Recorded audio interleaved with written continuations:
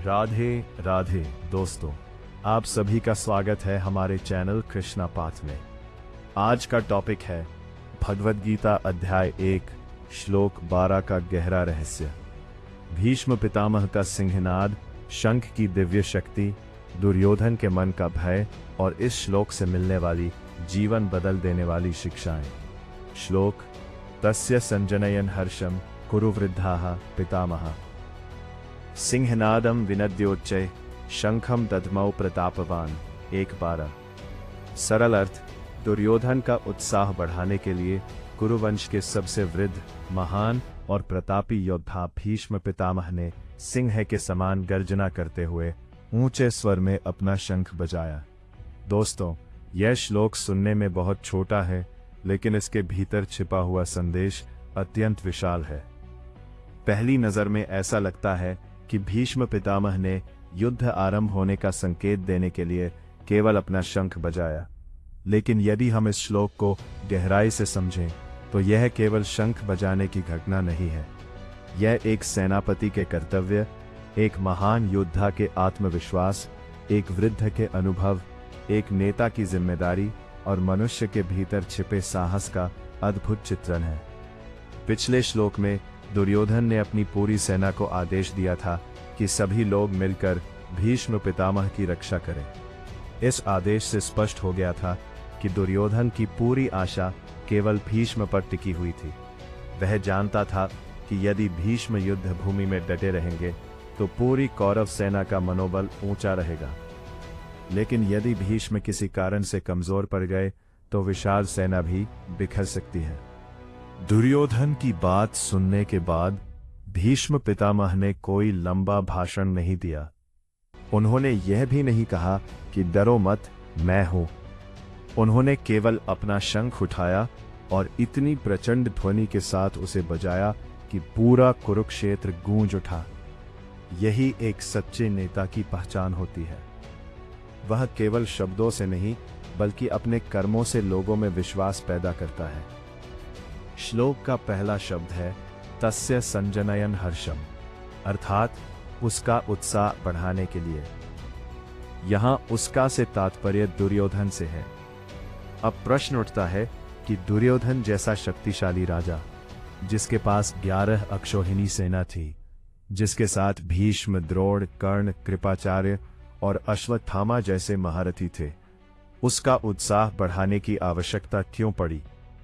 उत्तर बहुत सरल है, क्योंकि बाहर से शक्तिशाली दिखाई देने वाला व्यक्ति भी भीतर से भयभीत हो सकता है। दुर्योधन का भय उसकी बातों से पहले ही स्पष्ट हो चुका था। उसने बार बार अपनी सेना की शक्ति का वर्णन किया, बार बार भीष्म का नाम लिया, और अब भीष्म स्वयं उसके मनोबल को बढ़ाने के लिए शंख बजा रहे हैं। यह हमें एक बहुत बड़ी मनोवैज्ञानिक शिक्षा देता है। जो व्यक्ति सबसे अधिक अपनी शक्ति का प्रदर्शन करता है, कई बार वही भीतर से सबसे अधिक असुरक्षित होता है। आज के समय में भी हम ऐसे अनेक लोगों को देखते हैं जो बाहर से बहुत आत्मविश्वासी दिखाई देते हैं, लेकिन भीतर से वे असफलता, आलोचना और भविष्य को लेकर डरे हुए होते हैं। गीता हमें सिखाती है कि सच्चा आत्मविश्वास दिखावे से नहीं बल्कि चरित्र और भगवान पर विश्वास से आता है। अब श्लोक में भीष्म को कुरु वृद्धा पितामह कहा गया है। यह केवल उनकी आयु का परिचय नहीं है, वे पूरे कुरुवंश के सबसे सम्मानित व्यक्ति थे। उन्होंने राजा शांतनु से लेकर धृतराष्ट्र और पांडु तक कई पीढ़ियों को देखा था। उनके पास युद्ध का अनुभव था, राजनीति का अनुभव था, धर्म का ज्ञान था, और सबसे बड़ी बात, उनके पास जीवन का अनुभव था। दोस्तों, आज का समाज अक्सर नई सोच को महत्व देता है, जो अच्छी बात है, लेकिन अनुभव की उपेक्षा करना भी उतनी ही बड़ी भूल है। एक युवा तेज दौड़ सकता है, लेकिन सही दिशा अक्सर एक अनुभवी व्यक्ति ही बता सकता है। यही कारण है कि हर सफल व्यक्ति के जीवन में एक गुरु, एक मार्गदर्शक या कोई अनुभवी व्यक्ति अवश्य होता है। इसके बाद आता है शब्द प्रतापवान। प्रताप केवल शारीरिक शक्ति का नाम नहीं है। प्रताप वो प्रभाव है जो किसी व्यक्ति के चरित्र, त्याग और कर्मों से उत्पन्न होता है। भीष्म का प्रताप केवल उनके अस्त्र शस्त्र के कारण नहीं था, उनका प्रताप उनकी प्रतिज्ञा के कारण था। उन्होंने अपने पिता की इच्छा पूरी करने के लिए आजीवन विवाह न करने का व्रत लिया। उन्होंने सिंहासन का त्याग किया।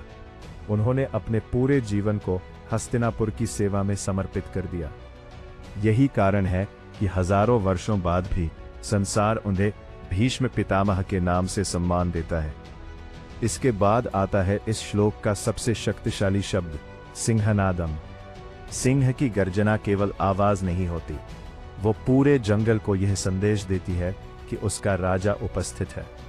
उसी प्रकार भीष्म का सिंहनाद केवल युद्ध की घोषणा नहीं था, वह पूरी कौरव सेना के लिए साहस का संदेश था।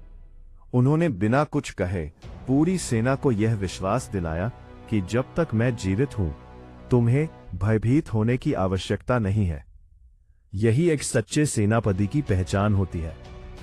लेकिन यदि हम इसका आध्यात्मिक अर्थ समझें, तो सिंहनाद हमारे भीतर के आत्मविश्वास की आवाज है। जब हम जीवन में किसी कठिन परिस्थिति का सामना करते हैं, तब हमें भी अपने भीतर एक सिंहनाद करना चाहिए। हमें स्वयं से कहना चाहिए, मैं हार नहीं मानूंगा, मैं सत्य का साथ नहीं छोड़ूंगा, मैं भगवान पर विश्वास रखूंगा। यही वास्तविक सिंहनाद है। श्लोक में आगे कहा गया है, शंखम दध्मौ, अर्थात उन्होंने अपना शंख बजाया। सनातन धर्म में शंख का अत्यंत विशेष महत्व है। समुद्र मंथन से प्राप्त 14 रत्नों में शंख भी एक माना जाता है। भगवान विष्णु अपने 4 हाथों में शंख धारण करते हैं।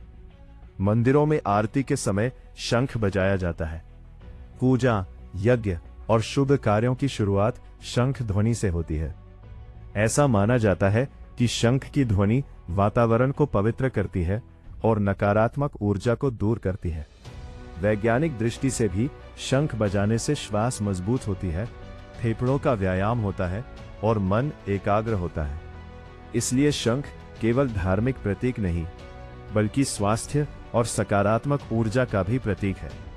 अब एक महत्वपूर्ण प्रश्न उठता है, यदि भीष्म धर्म को जानते थे, तो उन्होंने दुर्योधन का साथ क्यों दिया?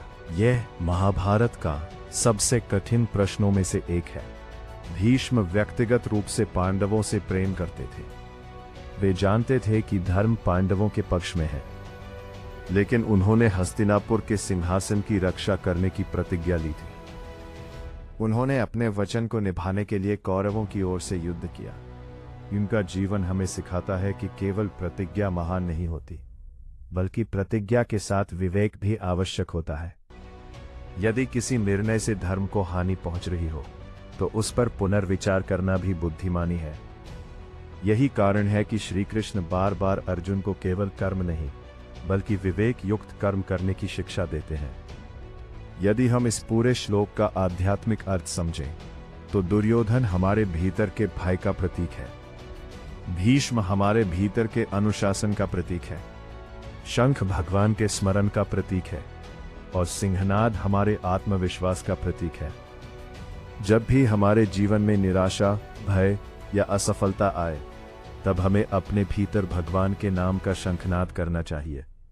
हमें अपने मन में ये विश्वास जगाना चाहिए कि भगवान मेरे साथ है, इसलिए मुझे किसी भी परिस्थिति से डरने की आवश्यकता नहीं है।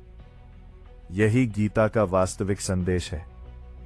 दोस्तों, इस श्लोक से हमें 8 महान शिक्षाएं मिलती हैं। पहली, सच्चा नेता अपने कर्मों से प्रेरित करता है। दूसरी, अनुभव का सम्मान करना चाहिए। तीसरी, आत्मविश्वास हर युद्ध की पहली जीत है। चौथी, भय को छिपाने के बजाय साहस से उसका सामना करना चाहिए। स्मरण हमारे जीवन का सबसे बड़ा शंखनाद है। छठी, अनुशासन और चरित्र सबसे बड़ी शक्ति है। सातवीं, प्रतिज्ञा के साथ विवेक भी आवश्यक है। और आठवीं, सत्य और भगवान पर विश्वास रखने वाला व्यक्ति अंततः कभी पराजित नहीं होता। भगवद गीता का यह 12वां श्लोक हमें सिखाता है कि जीवन की सबसे बड़ी लड़ाई बाहर नहीं, बल्कि हमारे मन के भीतर होती है।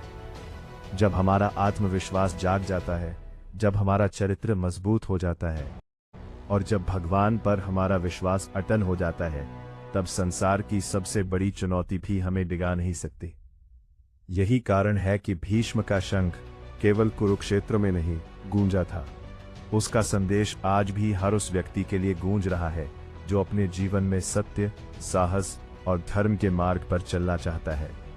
अगर आपको भगवद गीता अध्याय 1 श्लोक 12 की ये विस्तृत व्याख्या पसंद आई हो तो वीडियो को लाइक करें, अपने परिवार और मित्रों के साथ शेयर करें और 700 दिनों में भगवद गीता के 700 श्लोक सीखने की इस दिव्य यात्रा में हमारे साथ जुड़ने के लिए कृष्णा पाथ को सब्सक्राइब करना ना भूलें। जय श्री कृष्ण।